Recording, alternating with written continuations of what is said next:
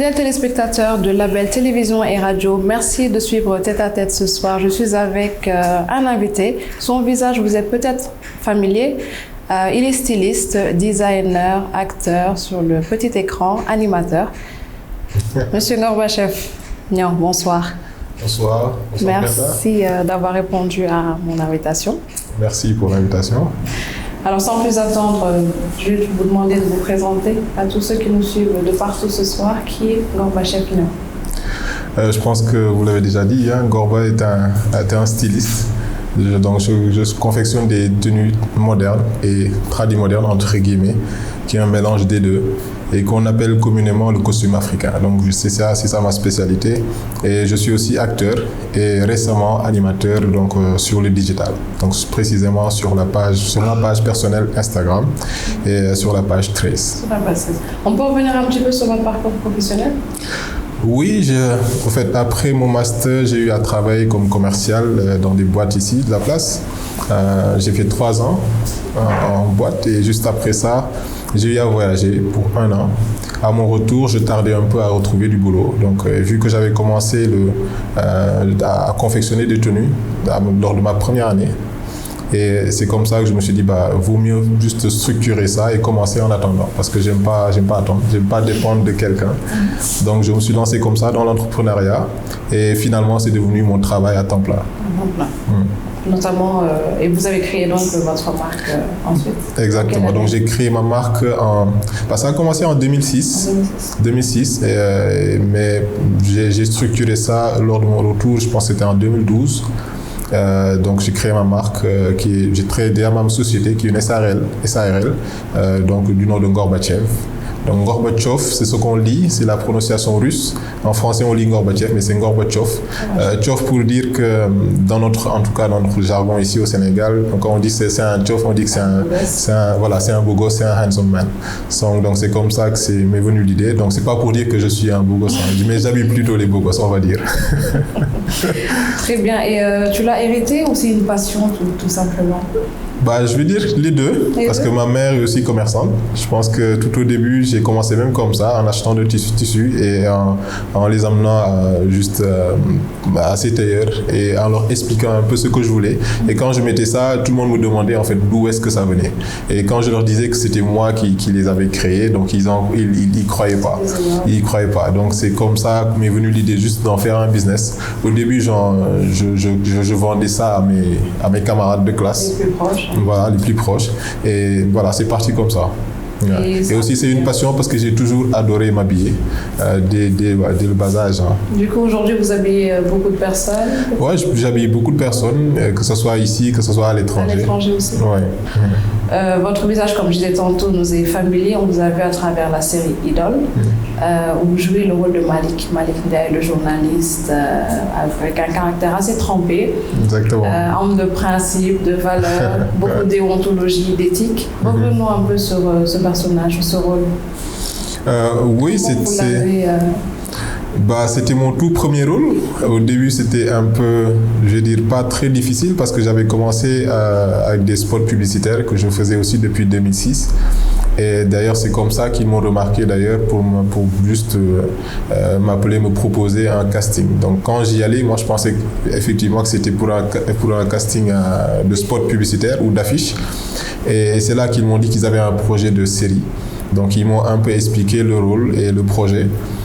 Que j'ai par la suite juste accepté parce que je me suis dit c'était un challenge, je vais essayer pour voir et voilà, j'ai essayé. C'est pas difficile de porter la casquette Malik, de jouer, d'interpréter ce rôle justement, ce personnage? Non, pas vraiment. Je pense que j'ai juste essayé, je pense, parce que je ne m'y connaissais pas du tout. Et je pense que les gens ont bien apprécié parce que partout où je vais, les gens félicitent pour le personnage. Et Malik était quelqu'un qui était très fort de caractère et puis qui a beaucoup de principes, donc qui respecte tout ce qui est éthique, comme vous l'avez dit, et déontologie. Et je pense que c'est ça qui a beaucoup plus plu parce que je pense que c'est très rare maintenant de voir maintenant une personne qui vraiment garde toutes ces valeurs-là. Et comment ça s'est passé aussi avec l'équipe? Les tournages, la série en tant que telle? Ça s'est très bien passé hein. Je pense, oui, Idole est une famille. J'ai rencontré de magnifiques personnes là-bas. On a eu à collaborer du plus haut au plus petit, hein, je pense. Et oui, c'était une belle expérience, très belle expérience. Ça fait combien de temps? C'est depuis 2014. Depuis 2014. 2014. Vous avez fait la journée quand? Là, on n'a pas encore fini, hein, parce que là, il reste d'autres saisons. Il reste l'ultime saison, on va dire, la saison 8. Mais on va bientôt commencer le tournage, hein, très bientôt. Très bien. Là-bas aussi, en dehors du rôle de Malik journaliste, vous aviez aussi une petite amie, toujours je rappelle dans la série. Dans la série, oui. Alors, comment c'était aussi? Ouais. Vous arrivez de sortir dans la rue et qu'on confonde. Pour Binta, non, non. Ça m'est vraiment jamais arrivé. Quand on me dise que peut-être les remarques c'était plus ce que tu as fait à Binta, j'ai pas aimé, parce que tout au début, je rappelle que le personnage de Malik ne voulait pas vraiment être avec Binta parce qu'il l'a considérée juste comme une amie, et elle voulait plus. Et juste après ça, donc voilà, la roue a tourné et il a commencé à courir vraiment derrière elle. Et juste avant que la roue ne tourne, quand je traînais dans la rue, les gens me disaient en fait que vraiment ce que tu fais. Ça vous arrive souvent justement quand vous êtes dans la rue, on confond vraiment le personnage Gorba qui vous êtes réellement et l'acteur. Est-ce qu'ils confondent même? Je pense que c'est juste pour charrier. Hein. C'est vrai? Je pense que ça arrive beaucoup plus sur le net. D'accord. Sur le net, parce que des fois les gens de par leurs commentaires voilà, c'est comme s'ils n'arrivaient pas à faire vraiment la distinction entre le réel et la fiction, donc ils ont des commentaires assez crus parfois. Mais bon, je me dis que tout simplement, c'est le métier on a choisi ce métier, il faut l'accepter tout simplement. Parce que quand on insulte par exemple le rôle de Tahirou, on va dire, parce que Malik était beaucoup plus, je veux dire, adulé, c'est-à-dire, voilà, c'était plus des compliments que des injures. Mais quand Tahirou reçoit, je me dis tout simplement, c'est Tahirou, et je ne suis pas Tahirou. Je ne suis pas Tahirou, mon nom est Gorba. D'ailleurs, l'anecdote, une amie m'avait envoyé juste un screenshot, je le disais lors d'une interview, pour dis-lui que Tahirou est un salaud et de rendre l'argent de Dalanda. Je lui dis, oui, effectivement, on peut dire que Tahirou l'est, mais je lui rappelle juste à elle et aux autres là, qui ne sont pas, que je ne suis pas Tahirou. Tout à fait. Donc pour en revenir à Tahirou, maîtresse d'un homme marié, vous êtes à l'affiche sur cette saison. Comment ça s'est passé aussi cette collaboration avec l'équipe Marodi, Calista? On vous a coopté, comment ça s'est passé aussi? Ils m'ont appelé pour un casting et j'y suis allé. Après, ils m'ont proposé le rôle. Je pense que quand j'y allais même ce jour-là, c'est là que j'ai rencontré Dalanda d'ailleurs, Jessica. Donc on nous a fait jouer un truc et ils ont trouvé que ça matchait. Et donc c'est comme ça après qu'ils nous ont retenus. Et voilà, on a débuté et c'était une belle expérience aussi. Et ça m'a particulièrement marqué, par contre, le rôle de Tahirou. Pourquoi? Comme je disais tout à l'heure, c'est parce que je recevais énormément de clash venant de partout et surtout des gens de l'étranger, je pense, parce que ils ont beaucoup plus de mal à comprendre la polygamie. L'esprit en tout cas de la polygamie.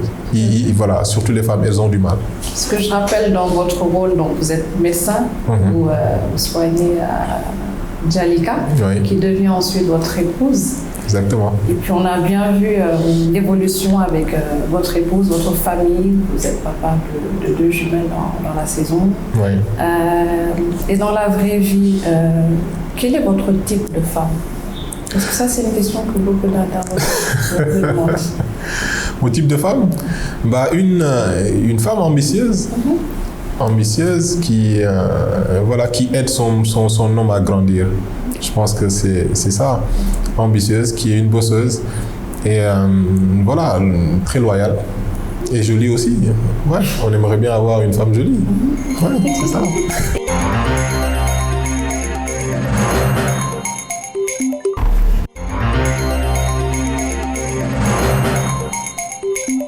Alors, Tahirou.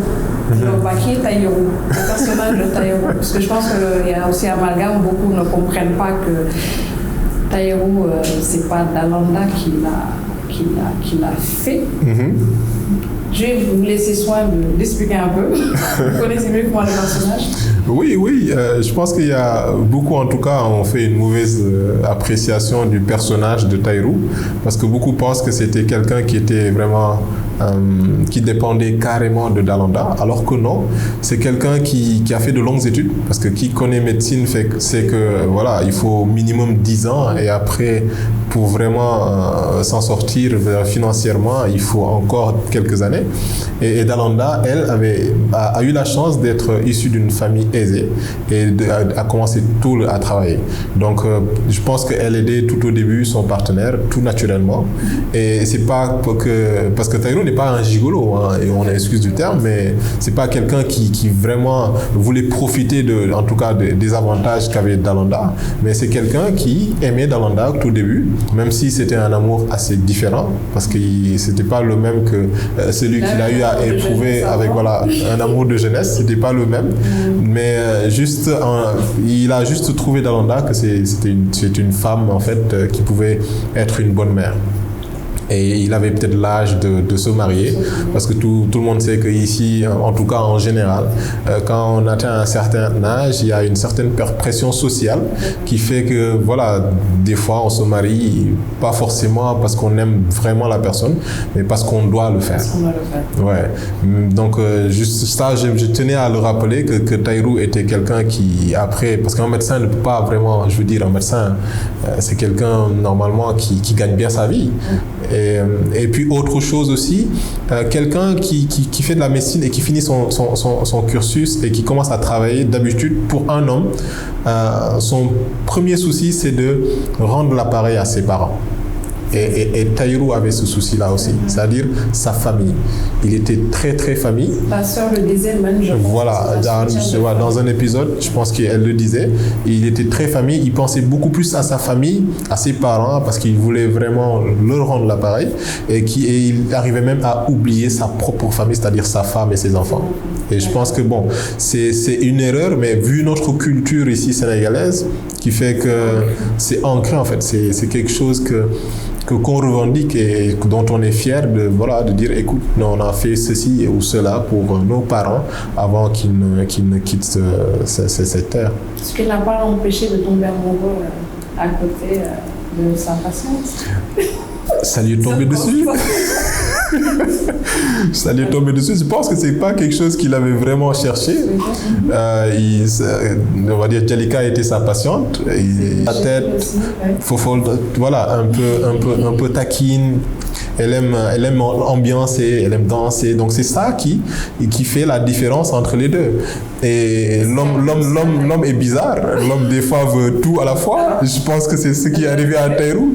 Comme quand on dit il veut le beurre et l'argent du beurre, voilà, il a trouvé deux femmes et dans chaque femme, il y a quelque chose qu'il aime et il a voulu les deux, il a voulu garder les deux. Malheureusement. Il n'y avait pas une préférence, non? Bah si, une préférence c'est peut-être Djalika parce qu'elle voit en Djalika l'amour de jeunesse. Mais il aime aussi sa femme, je pense. Parce que après autant d'années, on ne peut pas passer autant d'années avec une personne sans pour autant l'aimer. Ah non, c'est pas ça. Ouais. Et l'équipe avec Marodi, donc l'équipe Marodi aussi, comment ça se passe? Vous comptez faire d'autres saisons? Comment s'est passée cette collaboration aussi tout au long? Oui, très bien. Ça s'est très bien passé. On a travaillé pendant 5 mois non-stop. Et ouais, ça s'est super bien passé. Je pense qu'il prévoit de faire peut-être une saison 3. Ça, je ne saurais vraiment le confirmer. Je pense que c'est à Calista de voir. C'est son film, hein, c'est sa série. Donc, mais je pense qu'ils envisagent vraiment de faire une 3e saison parce que les histoires ne sont pas terminées. Il y a beaucoup à dévoiler. De la saison 2. Et vos rapports avec aussi les acteurs, il n'y a pas trop de rivalité? Non, franchement, c'est pas quelque chose que je sens personnellement. Et je pense que ça existe, hein, et c'est dans tous les métiers. Il faut qu'il y ait des fois une rivalité ou une certaine concurrence. Je pense qu'il faut que ça soit juste sain. Et je pense que c'est le cas. Et ça booste un peu chacun à faire vraiment beaucoup plus, voilà, pour améliorer son niveau de jeu ou bien son travail en général. En dehors d'Idole et de Maîtresse d'un homme marié, vous êtes dans d'autres séries? Ouais. Vous pouvez voyer d'autres... Pas d'autres, ouais, une autre série, j'ai eu à jouer dans Saho et Mangane, c'était une série qui passait sur Canal+. J'ai eu à jouer dans le téléfilm Colombine, qui passait sur TF1 aussi. D'accord. J'ai eu à commencer une toute première série, c'était juste avant Idole d'ailleurs, mais finalement ça n'a pas abouti, parce qu'on a eu à tourner une bande-annonce, ça s'appelait Kerpen Labay. Et ils ont fait une bonne annonce, mais ils sont restés très longtemps, pratiquement plus d'1 an, sans pour autant vraiment commencer les tournages. Donc juste après ça, j'ai eu à faire Idole. Et donc quand ils m'ont rappelé pour me proposer le même cachet, donc j'ai pas voulu. J'ai voulu plus. Et ils disaient qu'ils n'avaient pas assez de budget, donc je leur ai juste dit de prendre un autre en fait pour le rôle. Votre talent d'acteur a pris son élan. Je pense que vous n'allez pas vous arrêter maintenant. Ah non, c'est mon métier maintenant. C'est votre métier? C'est mon métier, même si je suis autodidacte, je vais dire, mais c'est mon métier et chaque jour j'apprends. Chaque jour avec les productions, les différentes productions et avec les différents acteurs avec qui je travaille, j'apprends tous les jours. Tout à fait. Pour en revenir aux séries télé-réalités, le cinéma sénégalais en tant que tel, à l'époque, si je remonte peut-être à 10-20 ans en arrière, du temps d'Ousmane Sambène aujourd'hui, on a tous vu, bien entendu, la différence. Oui. Que dire aujourd'hui de cette forte propagation de toutes ces séries tournées, réalisées de cette manière? Bah, moi je salue, hein, c'est une excellente chose. Ça a commencé tout d'abord avec Café Avec. Je pense que c'est cette série qui a vraiment lancé vraiment tous les autres, en tout cas scénaristes, qui ont eu le courage parce qu'ils ont regardé, ils ont compris qu'ils pouvaient le faire. Chacun avait peut-être son scénario dans son coin en train d'hésiter, mais juste après Café Avec, je pense qu'ils ont eu le courage juste de commencer. Beaucoup critiqué par contre, on va dire, le contenu, mais moi ce que j'aimais plus dans cette série, c'est qu'il montrait le beau Sénégal. Et je pense que nous en sommes là en fait. On n'est plus à l'époque où on tourne dans des cases, où voilà, on n'a pas besoin de montrer tout ça, même si ça existe. Mais on a aussi besoin vraiment de vendre du rêve. Et c'est ça qui fait que les gens qui sont à l'étranger vont vouloir venir et visiter le Sénégal. Et d'ailleurs, ce sont les messages des fois que je reçois des gens qui ne sont pas sénégalais et qui disent que franchement, ma prochaine destination, c'est le Sénégal. Et parce qu'ils ont juste regardé peut-être Maîtresse et ils ont vu peut-être vraiment l'environnement, le cadre, etc. Et on a vu aussi que ça s'exporte beaucoup, notamment dans la sous-région et partout, même à l'international. Oui. Les gens apprécient. Bien sûr, ils apprécient beaucoup, de plus en plus. Pourquoi? Parce que déjà, je pense que le fait d'utiliser 2 langues à la fois, le français et le wolof, je pense que ça aide beaucoup. Et aussi, il y a les sous-titrages et qui font que les autres vont se sentir un peu concernés et vont regarder. Et je pense que Maîtresse est la série, je pense, sénégalaise la plus suivie de tous les temps. Et je ne comprends pas déjà, en tout cas, l'engouement. C'est ça, peut-être même le titre déjà. Je pense que c'est ça, en fait. Je pense que c'est le sujet qui accroche. Et tout le monde se sent concerné parce qu'il y a des maîtresses partout, c'est universel. Ça va être un autre sujet. Du coup, qu'en est-il aujourd'hui des acteurs, ceux qui ont vraiment appris le théâtre sénégalais purement? Il y a une rivalité aujourd'hui avec vous? Quand on voit le nouveau casting, c'est... Oui, je pense que certains le prennent plutôt mal. J'ai eu à regarder certaines interviews où des gens critiquaient et disaient que les nouveaux n'étaient pas, ils faisaient pas du bon boulot. Et bon, je les comprends un peu. Mais moi, je me dis que voilà, l'art est assez universel, c'est assez large, donc tout le monde a sa place. Que ce soit en France ou aux États-Unis, tu verras des acteurs qui sont autodidactes, qui n'ont pas appris, qui n'ont pas été comédiens et qui arrivent à être d'excellents acteurs. Et c'est le cas ici au Sénégal. En tout cas, si on cite les meilleurs acteurs du Sénégal, on en citera certains qui sont autodidactes, qui n'ont pas été dans une école de formation. Mais voilà, c'est bien d'être formé, mais dans tous les domaines de travail, je pense que certains arrivent à être journalistes sans pour autant vraiment faire des études en journalisme. Ils ont juste peut-être ce don-là en eux et ils ont commencé. Et les études qu'ils ont eu à faire, certainement, vont vraiment aider dans ce qu'ils ont eu à faire, en tout cas choisi comme métier. Tout à fait. Quelqu'un vous inspire en particulier dans le domaine du cinéma, de l'art? La personne qui m'inspire, il n'est pas dans le domaine du cinéma, c'est Zinedine Zidane qui m'inspire. Moi. Le football, c'était une passion, c'était ma première passion. J'ai adoré vraiment le football, je voulais être footballeur. Mais hormis ça, c'est un homme que j'aime beaucoup de par son comportement. C'est quelqu'un de très discret, c'est un bosseur et c'est un gagneur. Et voilà, on ne l'entend pas dans des détails en tout cas de phrases ou quelque chose du genre. Et c'est ça que j'aime en fait. J'aime son humilité. C'est quelqu'un qui est très calme, très posé, qui ne parle pas beaucoup, pas très bavard. C'est vrai. Voilà, donc ce sont ces qualités-là qui vraiment... D'accord.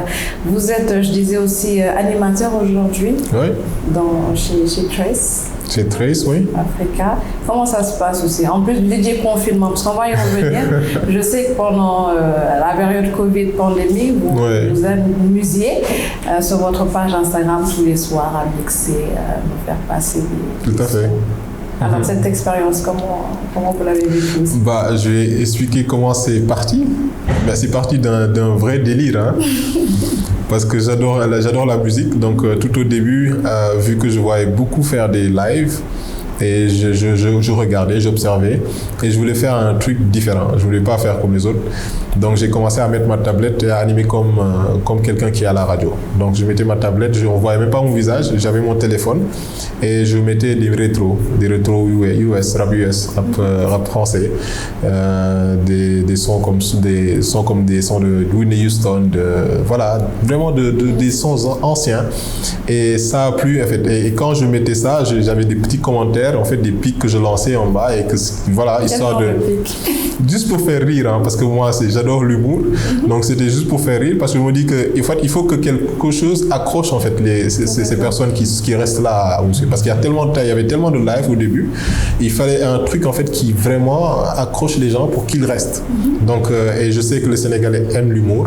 Donc, je suis passé par là. Et j'étais un peu taquin. Et je voyais au début que ça me prenait énormément de temps, ça me prenait minimum 2 heures de temps. Tous les soirs. Au début, je faisais ça tous les soirs. Et après, je me suis dit non, en fait, pour le temps que ça me prend là, il faut que vraiment que ça me rapporte. D'accord. Donc, je pense que je suis le premier même, je peux dire, à avoir vraiment un live qui m'a finalement monétisé. Parce que maintenant vous avez des sponsors. Voilà. Comment vous avez fait du coup? Parce que c'est la fidélité qui a fait. Non, j'ai juste eu l'idée de proposer à des amis qui avaient leur boîte, qui avaient leurs produits, et de leur proposer le concept et de leur dire écoutez, il faut que vous venez et que vous soyez sponsor de mon émission. Donc certains ont adhéré. Donc au début je mettais, et au début ça faisait rire, hein, beaucoup me disaient mais Ngom, donc tu as des sponsors comme ça? Et je leur disais bah oui, j'ai des sponsors. Et au fur et à mesure, après, j'ai continué à faire cette émission, mais à diminuer un peu la fréquence. Je faisais ça 3 fois la semaine. Parce que après, en fait, ça prend beaucoup de temps et c'est fatigant. Hein. Tu finis le direct, après, tu es épuisé. Donc, je faisais ça 3 fois la semaine, histoire de récupérer. Et voilà, et depuis lors, il y a d'autres sponsors qui sont arrivés, qui m'ont envoyé des messages pour me demander comment ça se passait et qui m'ont rejoint. Vous le continuez, vous poursuivez Ouais, je continue, même si le confinement est fini. On n'était pas vraiment, nous, en confinement. Il y avait le couvre-feu. Je pense que c'est ça qui m'aidait plus, parce qu'à 22h, tout le monde était chez eux. Voilà, et c'est ça, en fait, qui faisait que beaucoup trouvaient juste le moyen de venir suivre pour ne pas trop s'ennuyer. Tout à fait. Ngorba, en dehors de l'animation, vous êtes entrepreneur avant tout. Quelles sont les recommandations que vous pouvez donner aujourd'hui aux jeunes entrepreneurs? Que ce soit dans le milieu des médias, du cinéma, mais dans toute chose, dans sa globalité. Je pense que la première chose, c'est de leur dire tout simplement de faire ce qu'ils aiment. Je pense que le milieu de l'entrepreneuriat, il faut aimer vraiment ce que l'on fait. Je pense que c'est ça qui motive. Hein. Parce que tout au début, ça va être compliqué, ça va être très difficile. Parce que pour vraiment avoir après des retombées, il faut être patient. Au début, ce sera compliqué. Je pense que c'est juste la passion qui peut pousser la personne à persévérer. Et les moyens, peut-être, financement. Pas forcément, hein. Pas forcément. La passion. Pas forcément. C'est juste choisir en fait ce que l'on aime et bien le faire. Essayer en tout cas, même si on ne s'y connaît pas, mais essayer d'apprendre et voilà, se cogner, de se relever. Je pense que c'est ça. Il faut beaucoup de persévérance et beaucoup de patience. Et après, on verra les retombées. Tout à fait. L'écosystème au Sénégal permet justement... c'est favorable, je veux dire. Je pense qu'il y a beaucoup d'entrepreneurs maintenant. On en voit de plus en plus. De plus en plus.